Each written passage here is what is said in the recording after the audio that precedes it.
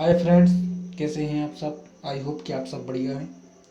और मैं आपको इससे पहले मैंने एक जो आपकी चैप्टर 1 की पद्यखंड की 9th क्लास हिंदी क्षितिज की जो वीडियो है सॉल्यूशन की, वो तो मैंने अपलोड कर दी है। अगर आपने नहीं देखी तो प्लेलिस्ट में जाके ज़रूर देखें, और डिस्क्रिप्शन में भी लिंक दे दूँगा मैं।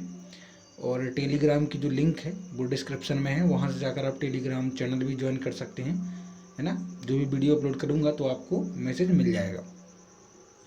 आज के चैप्टर में मैं जो पद्य खंड का जो पद्य हैं आपके, उसका जो व्याख्या प्रसंग है उसकी बड़े ही अच्छे तरीके से एक्सप्लेनेशन करूंगा कि आपको अच्छे से समझ में आ जाएगा, कोई दिक्कत नहीं रहेगी।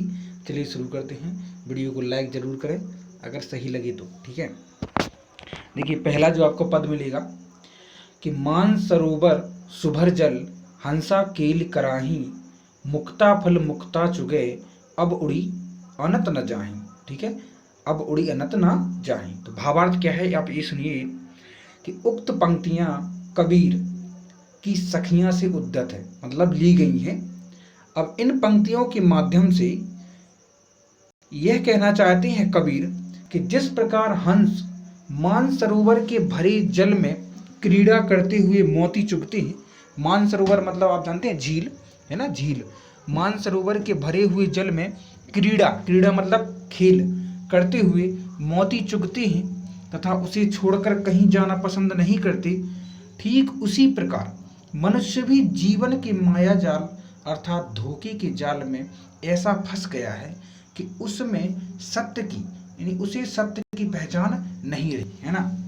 जिस प्रकार हंस, है ना, मानसरोवर में हंस जो है मोती चुगता है और कहीं और नहीं जाना चाहता, उसी प्रकार जो मनुष्य है वो इस जीवन के माया जाल में फंस चुका है और यहाँ से बिल्कुल नहीं निकलना चाहता, मतलब सत्य की पहचान नहीं करना चाहता। उनका कहने का मतलब जी है कि इस ग्रस्त जीवन में मोह माया में फंस गया है और जो सच्चाई है जीवन की, इंसानियत, उसको कोई नहीं देख रहा है। ठीक है, अब हम चलते हैं अगला क्या है। देखिए पद आपका कि प्रेमी ढूंढत मैं फिरो प्रेमी मिले न कोई, प्रेमी को प्रेमी मिले सब विष अमृत हुई। सुनिए कि इन पंक्तियों के माध्यम से कबीर जी यह कहना चाहते हैं कि प्रेमी रूपी ईश्वर को ढूंढना बहुत कठिन है। प्रेमी रूपी ईश्वर को ढूंढना बहुत कठिन है। प्रेमी रूपी ईश्वर, है ना। कभी ईश्वर को हर जगह तलाशते हैं परंतु सफलता हाथ नहीं लगी। कवि का मानना है कि जब प्रेमी रूपी ईश्वर हमें मिल जाएगा तब कष्ट रूपी सारा विष यानी जो हमारे जितने भी कष्ट है वो हर लिए जाएंगे, दूर हो जाएंगे, सुख रूपी अमृत में बदल जाएगा। सुख रूपी जो भी हमारा कष्ट है वो सुख में बदल जाएगा। उनका जी कहने का मतलब है जब हमें ईश्वर मिल जाएंगे, ईश्वर की प्राप्ति हो जाएगी, प्रेमी रूपी ईश्वर की प्राप्ति हो जाएगी, तो हम जितने भी कष्ट हैं हमारे वो किस में बदल जाएंगे, सुख में बदल जाएंगे, है ना। इसीलिए कहा गया है कि प्रेमी ढूंढत मैं फिरो प्रेमी मिले, मतलब अभी तक मैं जो ईश्वर को खोज रहा हूँ लेकिन अभी तक ईश्वर नहीं मिले हैं, लेकिन प्रेमी जब जैसे ही मिलेंगे ईश्वर तो हमारे जितने भी कष्ट हैं वो हर लिए जाएंगे और उनको सुख में बदल दिया जाएगा। उनके कहने का मतलब ये है। अब हम चलते हैं अगले पद पर। अगला है कि हस्ती चढ़िए ज्ञान को सहज दुलीचा डार स्वान रूप संसार है भूकन दे झकमार। ठीक है, तो देखिए इसका है कि कवि इन पंक्तियों के माध्यम से यह कहना चाहते हैं कि साधना रूपी एक आसन बिछाकर, आसन जो साधना रूपी मतलब जहां साधना की जाती है, तपस्या की जाती है, मनुष्य को सदा अपने ज्ञान को हाथी के समान बड़ा और विशालकाय बनाने का प्रयत्न करना चाहिए। मनुष्य को अपना जितना भी ज्ञान है उसको हमेशा इंक्रीज, बढ़ोतरी करना चाहिए। उसके ज्ञान की जितना भी, देखो ज्ञान क्या है, हम जितना भी लें उतना कम है, याद रखना है। ठीक है, अर्थात ज्ञान अर्जन पर अपना ध्यान केंद्रित करना चाहिए।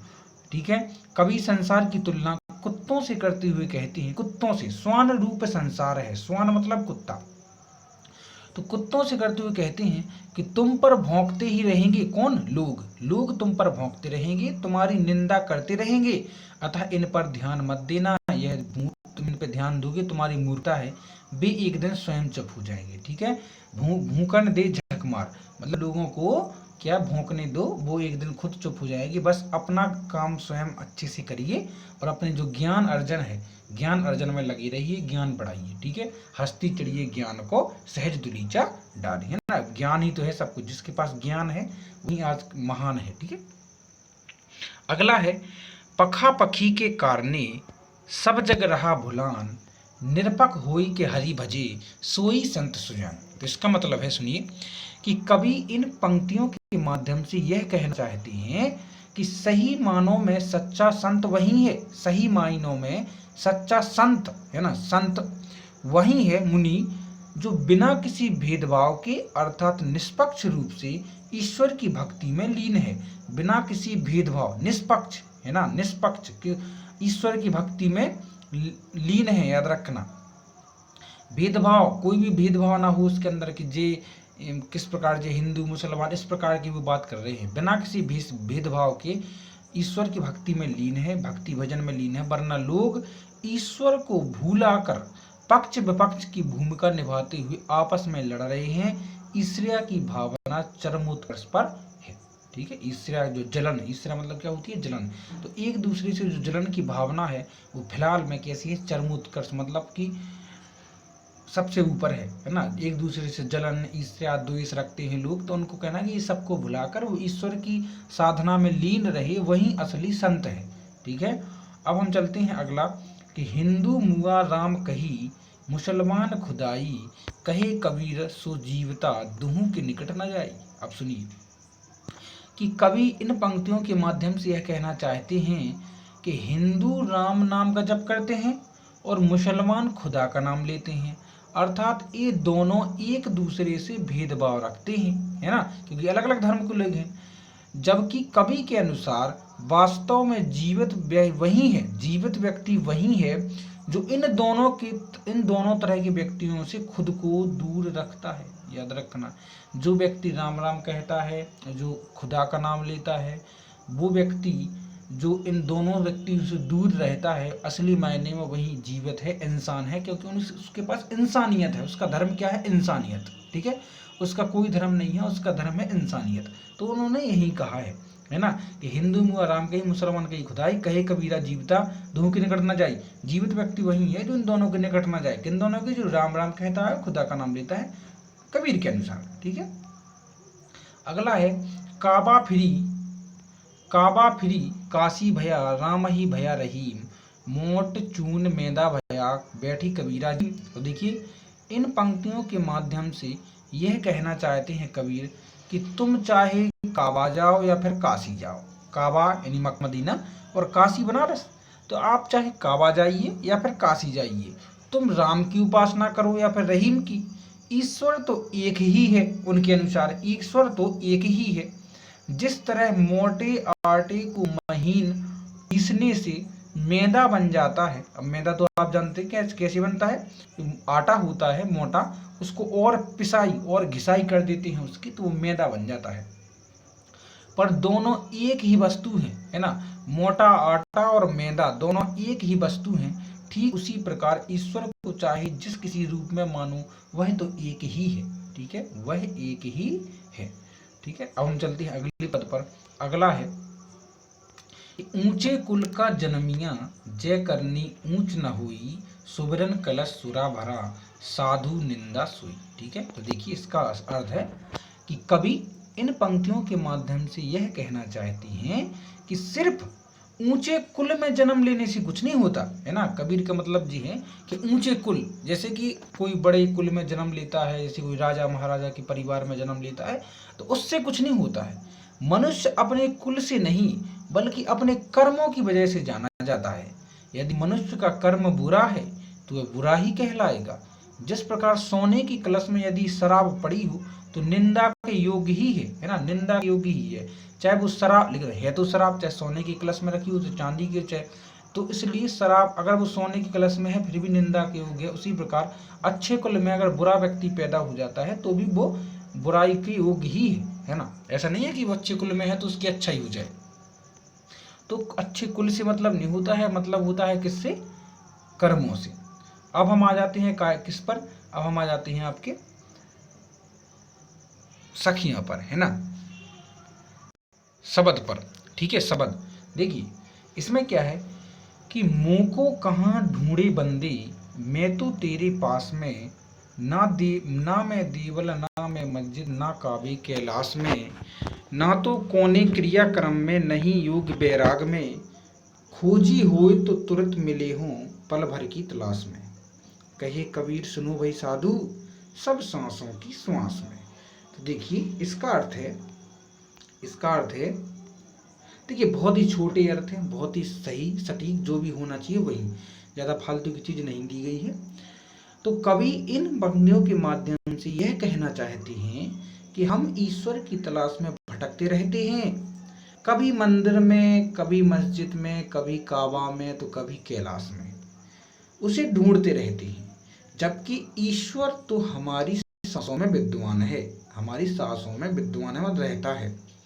यदि सच्ची आस्था से उसे ढूंढोगे तो पल भर की तलाश में ईश्वर को पालोगे। सच्ची आस्था से उसे, मतलब सच्चे मन से अगर ईश्वर को खोजा जाए तो पल भर की तलाश में ईश्वर को पालेंगे, क्योंकि ईश्वर कण कण में व्याप्त है ना। ईश्वर कण कण में, मतलब कण कण में ईश्वर है। आप कहाँ ढूंढते हैं, मंदिर मस्जिद कैलाश में, लेकिन ईश्वर तो कण कण में है, हमारी सांसों में विद्वान है। हम अगर सच्चे मन से खोजेंगे तो तुरंत ईश्वर को पालेंगे।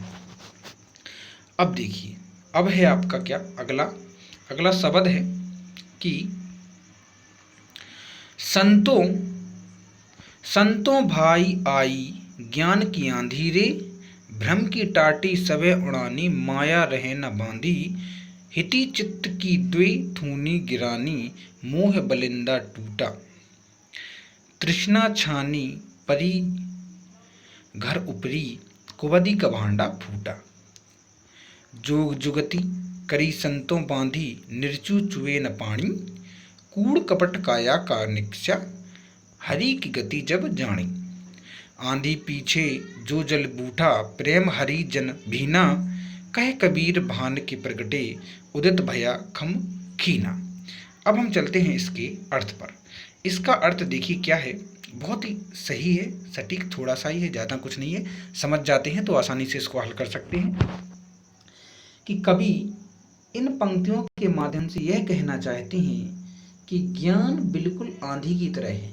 ज्ञान किसकी तरह है, आंधी की तरह। जिस प्रकार तेज आंधी के चलने से कच्चे छप्पर के घरों को अत्यधिक नुकसान पहुंचता है, जिस बांस और मोटी लकड़ी पर छप्पर टिका होता है वह टूट जाता है, तब उस छप्पर की दुर्बलता का भेद खुल जाता है कि यह एक्चुअली में कमजोर था, भेद खुल गया। ठीक उसी प्रकार घर यदि मजबूत और पक्का हो तो आंधी कुछ भी प्रभावित नहीं कर सकती। देखो अभी तो थी ऐसी बात, अब उसका भावार्थ सुनिए। जब व्यक्ति ज्ञान प्राप्ति कर लेता है तब उसके मन के सारे भ्रम मिट जाते हैं। ज्ञान की शक्ति के आगे मोह माया का बंधन क्षणभंगुर हो जाता है। क्षणभंगुर मतलब क्षणिक मात्र, बहुत कम, हम हमारे सामने कुछ भी बहुत, जिसको हम बहुत वो मानते हैं क्या, इम्पोर्टेंस देते हैं, वो हमारे लिए क्षणभंगुर हो जाती है, उसका कोई मतलब नहीं रहता है ना। हमें ज्ञान हो जाए अगर तो जो मोह माया है वो बंधन, वो क्षणभंगुर हो जाता है। व्यक्ति स्वार्थ रहित जीवन जीने लगता है। जैसे आंधी के बाद वर्षा से सारे सामान धुल जाते हैं, आंधी के बाद वर्षा से सारे सामान धुल जाते हैं, वैसे ही ज्ञान प्राप्ति के बाद मन निर्मल हो जाता है, मनुष्य ईश्वर भक्ति में लीन हो जाता है। ज्ञान प्राप्ति, ठीक है। ज्ञान, अब इस वाले ज्ञान की प्राप्ति की बात नहीं कर रहे हैं, वो इस वाले ज्ञान की प्राप्ति नहीं कर रहे हैं, सच्चाई का ज्ञान, ईश्वर का ज्ञान है ना, ईश्वर का ज्ञान, नैतिक ज्ञान, नैतिक मूल्यों की समझ है ना। तो इस प्रकार इसका ही अर्थ पूरा होगा। अब हम चलते हैं सारांश पर। सारांश मैं आपको बता देता हूँ, किसी और वीडियो में बताऊंगा सारांश। अगर आपको अभी देखना है तो इसका स्क्रीनशॉट लेके आप इसको देख सकते हैं। आई होप गाइस कि आपको समझ में जरूर आया होगा। वीडियो को लाइक और चैनल सब्सक्राइब जरूर करें। जो भी आपके डाउट हैं वो आप कमेंट बॉक्स में लिख दें, मैं उसको जल्दी सॉल्व करने की कोशिश करूँगा। मिलते हैं अगली वीडियो में। Take care, bye bye.